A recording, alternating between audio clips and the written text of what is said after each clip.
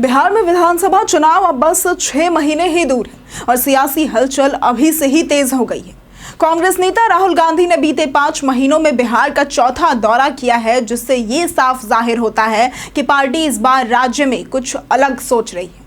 इन सब में खास बात तो ये है कि राहुल गांधी का फोकस लगातार जातीय जनगणना और दलित समुदाय पर ही बना हुआ है, और वो भी ऐसे समय में जब बीजेपी ऑपरेशन सिंदूर के बाद राष्ट्रवाद के मुद्दे को फिर से धार देने की कोशिश में है। राहुल गांधी की हर यात्रा का कोई ना कोई प्रतीकात्मक उद्देश्य जरूर रहा है। कभी दलित छात्रों से हॉस्टल में मिलने की कोशिश, तो कभी पटना के मॉल में फुले फिल्म देखने का आयोजन।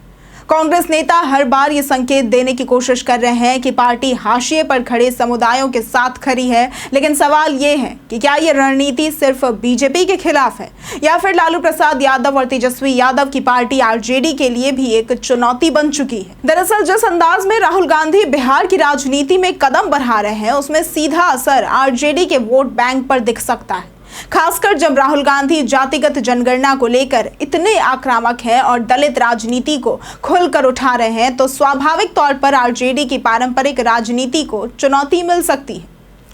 अब दरभंगा के छात्रावासों में ही छात्रों से मिलने की कोशिश, प्रशासन द्वारा रोके जाने पर राहुल का पैदल चल पड़ना, पुलिस से बहस, ये सारी घटनाएं यही बताती हैं कि कांग्रेस जानबूझकर एक टकराव वाला नैरेटिव कर रही है ताकि मीडिया और सोशल मीडिया में बात बन सके।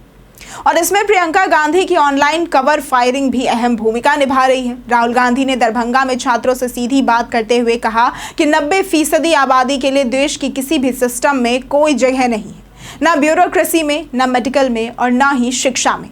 लेकिन जब मजदूरों की लिस्ट निकालो तो सब आपके ही लोग मिलते हैं। उनका इशारा बिल्कुल साफ है कि समाज के निचले तबकों को अब एकजुट होना होगा। अब बड़ा सवाल ये उठता है कि क्या ये रणनीति बीजेपी के राष्ट्रवादी एजेंडे के सामने टिक पाएगी।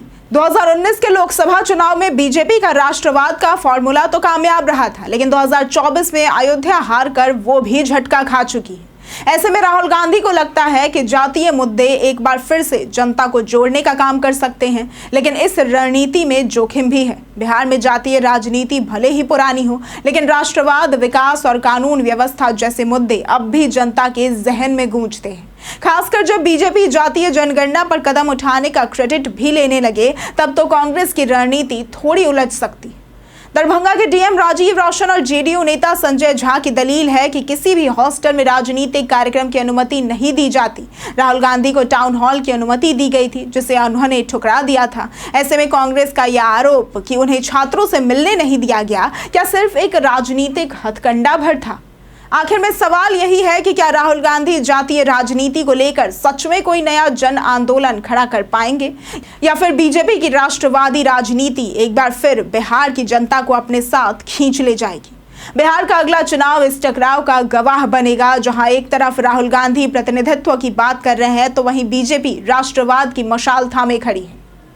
अगर आपको आज की वीडियो पसंद आई हो तो इस वीडियो को लाइक करें, शेयर करें और साथ ही हमारे चैनल को सब्सक्राइब करना ना भूलें। आज के लिए सिर्फ इतना ही। वीडियो हमारे साथ बने रहने के लिए धन्यवाद।